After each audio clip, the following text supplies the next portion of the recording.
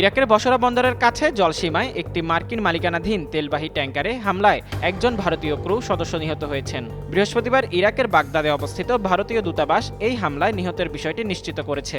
নিহতর ব্যক্তির পরিচয় এখনও প্রকাশ করা হয়নি এবং বাকি ১৫ জন ভারতীয় ক্রু সদস্যকে এরই মধ্যে নিরাপদ স্থানে সরিয়ে নেওয়া হয়েছে।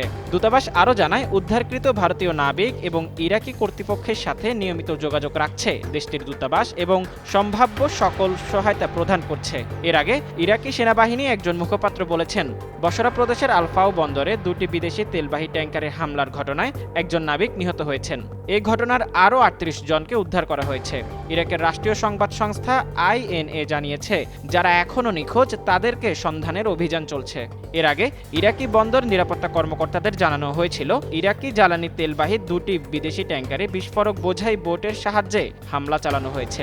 এতে ট্যাঙ্কার দুটিতে আগুন ধরে যায়। এই ঘটনার পর ইরাকের সব তেল বন্দরে কার্যক্রম পুরোপুরি বন্ধ করে দেওয়া হয়েছে, তবে বাণিজ্যিক বন্দরগুলোর কার্যক্রম সচল রয়েছে।